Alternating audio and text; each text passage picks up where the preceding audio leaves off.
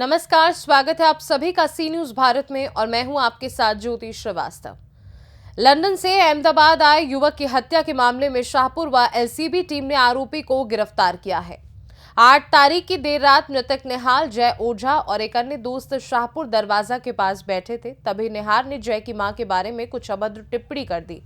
दुश्मनी रखते हुए जय ने घर में पड़ा चाकू उठाया और निहाल पर जानलेवा हमला कर उसे मौत के घाट उतार दिया। हत्या के बाद जय फरार हो गया और पुलिस ने उसे मेहसाना से गिरफ्तार कर लिया है। पुलिस जांच में पता चला कि आरोपी जय ओझा मित्र निहाल की हत्या करने के बाद सूरत, दिल्ली और हरिद्वार के आसपास घूम रहा था, लेकिन जैसे ही हरिद्वार से मेहसाना अपने गांव आया तो शाहपुर और एलसीबी की टीम ने उसे पकड़ लिया है। मृतक निहाल और आरोपी जय ओझा शाहपुर में बचपन के दोस्त थे।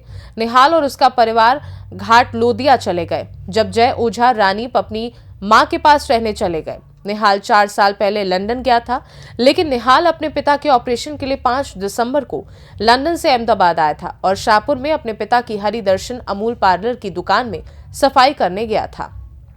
निहाल ने जय की मां पर लांछन लगाया और मां के चरित्र पर टिप्पणी की, जो आरोपी जय को गलत लगा और दोनों में झगड़ा हो गया। तभी जब निहाल शाहपुर 4 तरफ खड़ा था, तभी जय चाकू लेकर आया और निहाल पर हमला कर दिया। इस मामले में शाहपुर पुलिस ने हत्यारे जय ओझा को गिरफ्तार कर लिया है और उसे कोर्ट में रिमांड पर लिया जाएगा और उसकी तलाश की जा रही है, क्योंकि उसने हत्या में प्रयुक्त चाकू कहां फेंक दिया था। पुलिस ने आरोपी जय से आगे की पूछताछ शुरू कर दी है।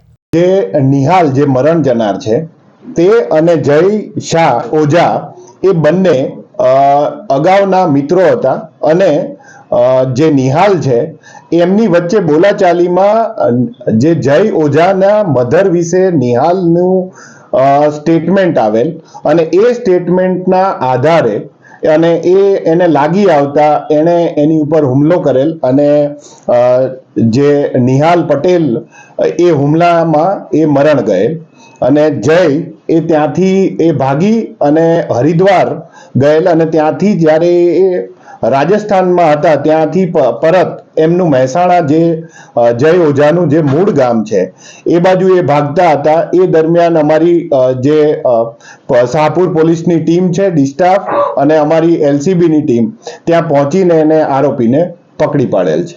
બેકગ્રાઉન્ડ શું છે બંનેનો બેકગ્રાઉન્ડ શું અને એવા કયા સંજોગો ઉભા થાય જેમાં હત્યા થઈ? જે નિહાલ પટેલ છે એ થોડા દિવસ પહેલા જ લંડન થી અહીંયા પાછો આવેલ, એના પિતાની તબિયત ખરાબ રહેતી હોય એ અહીંયા પાછો આવેલો હતો। એમનું એક અમૂલનું પાર્લર હતું અને એ અમૂલના પાર્લરમાં જ આ જય ઓઝા એ અમુક વર્ષો પહેલા એ કામ કરતો હતો। ત્યાંથી જે બંને વચ્ચે ઓળખાણ હતી એ ઓળખાણના ભાગરૂપે બંને મળતા અને મળવાના જે એમાં હતા એમાં એણે જે નિહાલ છે એણે એની મધર વિશે ગંદી કોમેન્ટ્સ કરી હતી અને એ કોમેન્ટ્સના આવેશમાં આવીને એણે નિહાલ ઉપર હુમલો કરેલો। કોમેન્ટ मतलब જે ઘટના બની ત્યારે કરી હતી કે પહેલા કરી હતી? ત્યારની જ વાત છે। જે વખતે બનાવ બનેલો એ એના અડધો કલાક પહેલા જ એ આ કોમેન્ટ નું જે ઇવેન્ટ છે એ બને છે। તો અત્યારે કેવી રીતે એના પાસે જ હતું કે શું? હથિયાર એના જય જે છે આરોપી એનું હથિયાર એમણે જ્યારે કોઈ મંદિરે દર્શન ગયેલો ત્યાંથી એમણે એક છરી ખરીદેલી હતી ને એના ઘરે એ મૂકેલી હતી।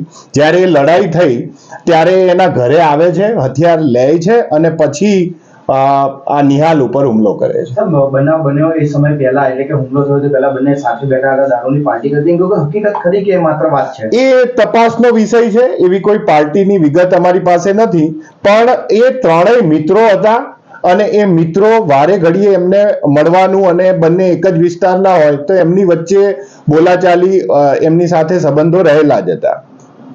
સર, જે મૃતક છે થલતેજમાં રહેતો હતો, શાહપુરમાં જે આરોપી છે તે શાહપુરમાં રહેતો હતો, એટલે શાહપુરમાં હત્યાની ઘટના બની એની પાછળનું શું કારણ? જે મૃતક છે એમનું અમૂલનું પાર્લર રહ્યું એ શાહપુરમાં આવેલું છે। अहमदाबाद से सी न्यूज संवाददाता यज्ञेश गोस्वामी की रिपोर्ट। फिलहाल के लिए खास रिपोर्ट में बस इतना ही। देश दुनिया की बाकी खबरों को जानने के लिए आप देखते रहिए सी न्यूज भारत।